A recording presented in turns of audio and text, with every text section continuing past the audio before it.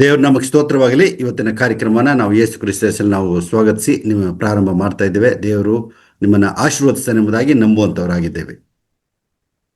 You are watching Ebenson TV. I am Professor Dr. Ebenson James. ನೀವು ಎಬೆನ್ಸನ್ ಟಿವಿಯನ್ನ ನೋಡ್ತಾ ಇದ್ದೀರಿ. ಈಗ ಮಾತಾಡ್ಲಿಕ್ಕಿರುವಂಥವರು professor doctor Ebenson James. Welcome to this Easter Sunday service of Ebenson Ministries. ಈ ಒಂದು Easter ದಿನದ ಕಾರ್ಯಕ್ರಮಕ್ಕಾಗಿ ನಾವು ಶುಭಾಶಯಗಳನ್ನು ಕೋರಿ ಸ್ವಾಗತಿಸುವಂತವರಾಗಿದ್ದೇವೆ. For today's meditation, let us turn to the Gospel according to St. John, chapter 20, verse 19. ಇವತ್ತಿನ ವಾಕ್ಯ ಧ್ಯಾನಕ್ಕಾಗಿ ಯೋಹಾನನ ಬರೆದ ಸುವಾರ್ತೆ 20ನೇ ಅಧ್ಯಾಯ 19ನೇ ವಚನವನ್ನು ಓದಿಕೊಳ್ಳೋಣ. Then the same day at evening, being the first day of the week, when the doors were shut, where the disciples were assembled for fear of the Jews, Jesus came and stood in the midst and said to them, Peace be with you. ಯೋಹಾನನ ಬರೆದ ಸುವಾರ್ತೆ 20:19ನೇ ವಚನ. ಅದೇ ದಿವಸದ ಅಂದರೆ ವಾರದ ಮೊದಲನೇ ದಿವಸದ ಸಂಜೆಯಲ್ಲಿ ಶಿಷ್ಯರು ಯಹೂದ್ಯರ ಭಯದಿಂದ ತಾವು ಇದ್ದ ಮನೆಯ ಬಾಗಿಲುಗಳನ್ನು ಮುಚ್ಚಿಕೊಂಡಿರಲು ಯೇಸು ಬಂದು ನಡುವೆ ನಿಂತು ನಿಮಗೆ ಸಮಾಧಾನವಾಗಲಿ ಅಂದನು. Jesus was buried in Joseph's tomb. ಈ ಒಂದು ಯೋಸೇಫನ ಒಂದು ಸಮಾಧಿಯಲ್ಲಿ ಯೇಸು ಸ್ವಾಮಿಯನ್ನ ಅವರು ಮಣ್ಣು ಮಾಡುತ್ತಾರೆ.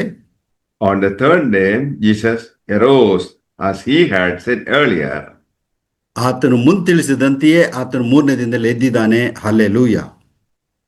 A resurrection of Jesus Christ also proved Jesus is the Son of God. ಯೇಸು ಸ್ವಾಮಿಯ ಪುನರುತ್ಥಾನವು ಆತನು ದೇವಕುಮಾರನಾಗಿದ್ದಾನೆ ಎಂಬುದಾಗಿ ತಿಳಿಸಲಿಕ್ಕೆ ಒಂದು ಸಾಬೀತಾಗಿದೆ. By this, believers have the assurance of their own resurrection.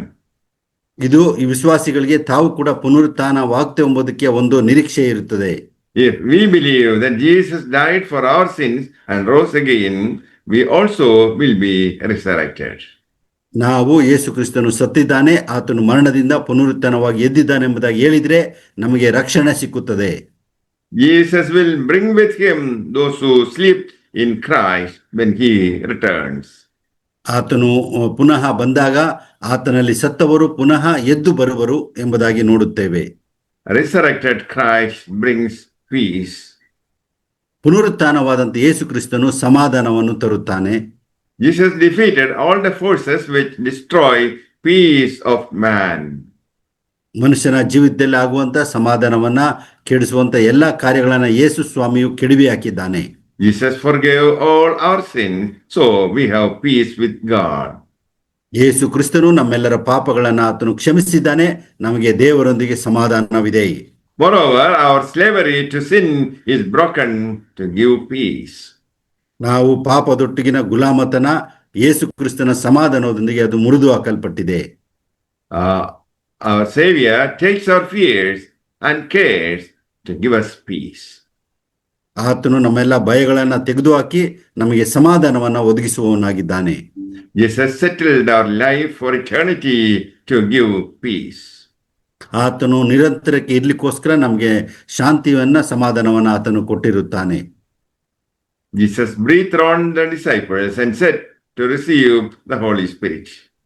ಆತನು ಯೇಸು ಕ್ರಿಸ್ತನು ಶಿಷ್ಯರ ಮೇಲೆ ಊದಿ ನೀವು ಪವಿತ್ರಾತ್ಮನನ್ನು ಹೊಂದಿಕೊಳ್ಳಿರಿ ಎಂಬುದಾಗಿ ಹೇಳುತ್ತಾನೆ. God breathed life into man when he created man. ದೇವರು ಮನುಷ್ಯನ ಮೇಲೆ ಊದಿದಾಗ ಆತನು ಜೀವಿಸುವಂತ ಪ್ರಾಣಿಯಾದನೆ ಎಂಬುದಾಗಿ ನೋಡುತ್ತೇವೆ. ಇದಕ್ಕೆ ಒಂದು ಸಂಬಂಧ ಇರುವಂತದನ್ನ ಕಾಣುತ್ತೇವೆ. This was the work of recreation. ಇದು ಪುನಃ ದೇವರು ಸೃಷ್ಟಿ ಮಾಡುವಂತ ಕಾರ್ಯವಾಗಿದೆ. This is where the disciples were born again.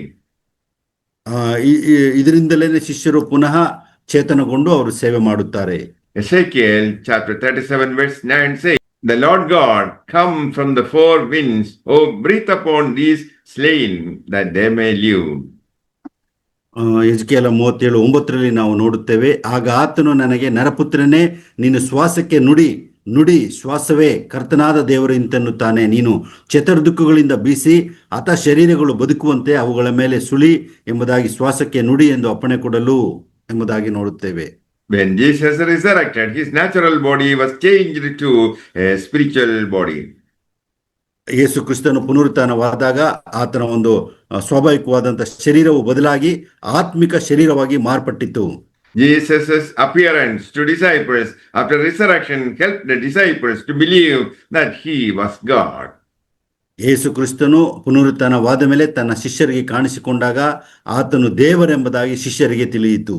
Jesus also appeared to Thomas to clear his doubts. ಯೇಸು ಕ್ರಿಸ್ತನು ಸಂತ ತೋಮನಿಗೂ ಕೂಡ ಕಾಣಿಸಿಕೊಂಡು ಆತನ ಒಂದು ಅನುಮಾನಗಳನ್ನು ಆತನು ಹೋಗಲಾಡಿಸಿದನು. 3 times disciples touched Jesus after he arose. 3 ಸಾರಿ ಆತನು ಎದ್ದ ಮೇಲೆ ಯೇಸು ಸ್ವಾಮಿಯನ್ನು ಮುಟ್ಟಿದರೆಂಬುದಾಗಿ ನಾವು ನೋಡುತ್ತೇವೆ. He ate with them 2 times. ಆತನು 2 ಸಾರಿ ತನ್ನ ಶಿಷ್ಯರಿಗೆ ಆತನು ತಿಂದನು ಎಂಬುದಾಗಿ ನೋಡುತ್ತೇವೆ. Jesus stood in the midst of the disciples when the doors were locked. ಬಾಗಿಲು ಮುಚ್ಚಿದಾಗಲೇ ಯೇಸು ಕ್ರಿಸ್ತನು ಆ ಒಂದು ಶಿಷ್ಯರ ಮಧ್ಯದಲ್ಲಿ ಬಂದು ನಿಂತುಕೊಳ್ಳುತ್ತಾನೆ. Jesus had no need to knock. ಯೇಸು ಕ್ರಿಸ್ತನಿದ್ದಾಗ ಆ ಒಂದು ಬಾಗಿಲುಗಳು ತೆರೆಯುವಂತ ಅವಶ್ಯಕತೆ ಇದ್ದಿಲ್ಲ. Jesus was not a ghost. ಯೇಸು ಕ್ರಿಸ್ತನು ಒಂದು ಭೂತವಾಗಿ ಅಲ್ಲಿ ಬರಲಿಲ್ಲ. He had a flesh and bones. ಆತನಿಗೆ ಶರೀರ ಮತ್ತೆ ಮೂಳೆಗಳು ಇತ್ತೆಂಬುದಾಗಿ ನೋಡುತ್ತೇವೆ. Jesus showed the hole on his side. ಯೇಸು ಕ್ರಿಸ್ತನು ತನ್ನ ಕೈಗಳಲ್ಲಾದಂತ ಆ ಒಂದು ಗಾಯಗಳನ್ನು ತೋರಿಸುತ್ತಾನೆ. The door is shut and he is there. ಆತನು ಬಾಗಿಲು ಮುಚ್ಚಿದ್ರು ಕೂಡ ಆತನ ಮಧ್ಯದಲ್ಲಿ ಆತನು ನಿಂತುಕೊಂಡಿರುತ್ತಾನೆ. This shows Jesus can go into your life where no one can go. ಇದು ನಮಗೆ ಏನು ತೋರಿಸ್ತದೆ ಎಂಬುದಾಗಿ ಹೇಳುವಾಗ, ಯಾರು ನಮಗೆ ಕಾಣದಿದ್ದಾಗ ದೇವರು ತಾನೇ ನಮ್ಮ ಜೀವಿತಗಳಲ್ಲಿ ಬಂದು ನಿಲ್ಲುವಂತವನಾಗಿದ್ದಾನೆ. He can go where doctors cannot go.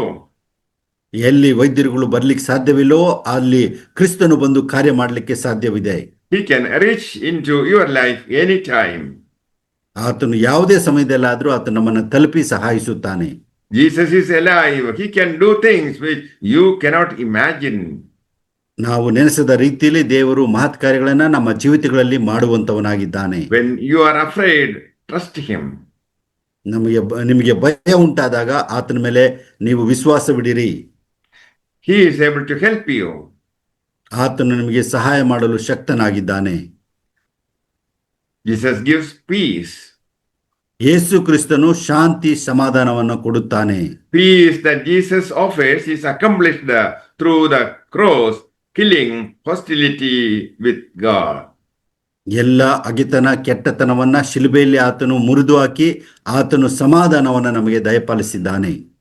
Jesus turned away your sins by carrying it to the cross. ಆತನು ನಮ್ಮೆಲ್ಲರ ಪಾಪಗಳನ್ನ ಶಿಲುಬೆಯಲ್ಲಿ ಹೊತ್ತುಕೊಂಡು ನಮಗೆ ಸಮಾಧಾನ ಮಾಡಿದ್ದಾನೆ. At the cross, your sin account is closed. ನಮ್ಮ ಒಂದು ಪಾಪದ ಒಂದು ಲೆಕ್ಕಾಚಾರವು ಶಿಲುಬೆಯಲ್ಲೇ ಅದು ತೀರಿ ಹೋಯಿತು. Punishment for sin is taken away in Christ. ಯೇಸು ಕ್ರಿಸ್ತನಲ್ಲಿ ನಮಗೆ ಪಾಪಕ್ಕೆ ಬರಬೇಕಾದ ಶಿಕ್ಷೆ ಎಲ್ಲವೂ ನೀಗಿದೆ. To all who believe, God gave power to be son of God. ಯಾರ್ಯಾರು ಆತನ ನಂಬುತ್ತಾರೋ ಅವರಿಗೆ ದೇವರ ಮಕ್ಕಳಾಗುವಂತ ಅಧಿಕಾರವನ್ನು ಕೊಟ್ಟಿದ್ದಾನೆ. We receive power when the Holy Spirit comes. ನಮಗೆ ಪವಿತ್ರಾತ್ಮನು ನಮಗೆ ಬರಲು ನಾವು ಬಲವನ್ನ ಹೊಂದಿದವರಾಗುತ್ತೇವೆ. It is given to do things which we cannot do ourselves. ನಾವು ನಮ್ಮಷ್ಟಕ್ಕೆ ಮಾಡಲಾಗದ ಕಾರ್ಯಗಳನ್ನ ಆತ್ಮನು ನಮ್ಮ ಮುಖಾಂತರವಾಗಿ ಮಾಡುವವನಾಗಿದ್ದಾನೆ. God also wants us to witness, to shine in the dark world. ನಾವು ಸಾಕ್ಷಿಯಾಗಿದ್ದು ಈ ಒಂದು ಕತ್ತಲೆ ಲೋಕದಲ್ಲಿ ಆತನಿಗೋಸ್ಕರ ಪ್ರಕಾಶಿಸಬೇಕೆಂಬುದಾಗಿ ಆತನು ಬಯಸುವಂತವನಾಗಿದ್ದಾನೆ. ಪ್ರಾರ್ಥನೆ ಮಾಡಿಕೊಳ್ಳೋಣ. ಭೂಪರ ಲೋಕಗಳ ಒಡೆಯನಾದ ಪರಲೋಕ ತಂದೆಯಾದ ದೇವರೇ, ನಮಗೆ ತಂದಂತ ಸಮಾಧಾನಕ್ಕಾಗಿ ಸ್ತೋತ್ರ. ನೀನು ಸಮಾಧಾನದ ಪ್ರಭುವಾಗಿದ್ದಿ. ಶಿಲುಬೆಯಲ್ಲಿ ನಮ್ಮೆಲ್ಲರ ಪಾಪಗಳನ್ನು ಹೊತ್ತುಕೊಂಡು ನಿನ್ನ ಗಾಯಗಳಿಂದ ನಮಗೆ ಗುಣವಾಯಿತು ಎಂಬುದಾಗಿ ನೋಡ್ತೇವೆ ಸ್ವಾಮಿ. ನೀನು ಪುನರುತ್ಥಾನವಾದಂಥ ಯೇಸು, ನಾನೇ ಪುನರುತ್ಥಾನವು ಜೀವವಾಗಿದ್ದೇನೆ, ನನ್ನನ್ನು ನಂಬುವನು ಸತ್ತರು ಬದುಕುವನು ಎಂಬುದಾಗಿ ನೀನು ವಾಕ್ಯ ಇರುವುದಕ್ಕಾಗಿ ಸ್ತೋತ್ರ ಸ್ವಾಮಿ. ನೀನು ನಮಗೆ ಜೀವಿತಗಳಲ್ಲಿ ಬಂದು ಸ್ವಾಮಿ ಪಾಪದ ಶಿಕ್ಷೆಯನ್ನೆಲ್ಲ ಹೋಗಲಾಡಿಸಿ ನೀತಿಯನ್ನ, ಪ್ರೀತಿಯನ್ನ, ಸತ್ಯವನ್ನು ಕೊಟ್ಟಿದ್ದಿ. ಆತ್ಮನ ಮುಖಾಂತರವಾಗಿ ಬಲವನ್ನು ದಯಪಾಲಿಸಿದೆ, ಅದಕ್ಕಾಗಿ ಸ್ತೋತ್ರ. ಈ ನಿನ್ನ ವಾಕ್ಯ ಕೇಳಿದ ಪ್ರತಿಯೊಬ್ಬರ ಜೀವಿತಗಳಲ್ಲಿ ಕೂಡ ಸ್ವಾಮಿ ಸಮಾಧಾನ ಬರಲಿ. ಪ್ರತಿಯೊಬ್ಬರ ಜೀವಿತದಲ್ಲಿ ನಿನ್ನ ಆತ್ಮನ ಶಕ್ತಿ ಬರಲಿ. ಪ್ರತಿಯೊಬ್ಬರ ಜೀವಿತಗಳಲ್ಲಿ ಸ್ವಾಮಿ ಅವರು ಸಾಕ್ಷಿಯಾಗಿದ್ದು ನಿನಗೋಸ್ಕರ ಪ್ರಕಾಶಿಸಲಿ. ಏಳು ಪ್ರಕಾಶಿಸು, ನಿನಗೆ ಕರ್ತನ ಬೆಳಕು ಬಂತು ಎಂಬ ವಾಕ್ಯದಂತೆ ಎಲ್ಲರೂ ಜೀವಿಸುವಂತೆ ನೀನು ಸಹಾಯಿಸು. ಈ ಒಂದು ಸೇವೆಯನ್ನು ಆಶೀರ್ವದಿಸು. ಈ ಸೇವೆ ಮುಖಾಂತರವಾಗಿ ಕೇಳಿದ ಪ್ರತಿಯೊಬ್ಬನು ಕೂಡ ನೀನು ಆಶೀರ್ವದಿಸಿ ಅವರ ಜೀವಿತಗಳಲ್ಲಿ ಪುನರುತ್ಥಾನದ ಶಕ್ತಿ ಕಾಣುವಂತೆ ತಲುಪುವಂತೆ ನೀನು ಸಹಾಯಿಸು. ನಾವು ಕೂಡ ಸ್ವಾಮಿ ಈ ಲೋಕದ ಯಾತ್ರೆಯ ನಂತರ ನಾವು ನಿನ್ನ ಒಂದು ರಾಜ್ಯದಲ್ಲಿ ಸೇರಿ ನಾವು ಕೂಡ ಸ್ವಾಮಿ ನಿತ್ಯ ನಿರಂತರಕ್ಕೂ ಜೀವಿಸುವಂತೆ ನಮಗೆ ಕರೆ ಕೊಟ್ಟಿದೆ. ಅದಕ್ಕಾಗಿ ಸ್ತೋತ್ರ ಮಾಡುತ್ತಾ ಈ ಪ್ರಾರ್ಥನೆಯನ್ನು ಸ್ತೋತ್ರಗಳನ್ನು ಯೇಸು ಕ್ರಿಸ್ತನ ಹೆಸರಿನಲ್ಲಿ ಬೇಡಿಕೊಳ್ಳುತ್ತೇವೆ. ಆಮೆನ್. ನಾವು ದೇವರ ಆಶೀರ್ವಾದ ಹೊಂದಿಕೊಳ್ಳೋಣ. ನಮ್ಮ ತಂದೆಯಾದ ದೇವರ ಪ್ರೀತಿಯು, ನಮ್ಮ ಕರ್ತನಾದ ಯೇಸು ಕ್ರಿಸ್ತನ ಕೃಪೆಯು, ಪರಿಶುದ್ಧಾತ್ಮನ ಸಹವಾಸವು ಈ ಪುನರುತ್ಥಾನದ ಶಕ್ತಿ ಒಟ್ಟಿಗೂ ನಿತ್ಯ ನಿರಂತರವಾಗಿ ನಿಮ್ಮೆಲ್ಲರೊಂದಿಗೆ ನೆಲೆಯಾಗಿರಲಿ. Amen. Ebenezer Ministries wish you a happy Easter. Ebenson ministry ವತಿಯಿಂದ ನಿಮ್ಮೆಲ್ಲರೂ ಕೂಡ ಈ ಒಂದು ಪುನರುತ್ಥಾನದ ಶುಭಾಶಯಗಳನ್ನು ಕೋರುವಂತವರಾಗಿದ್ದೇವೆ.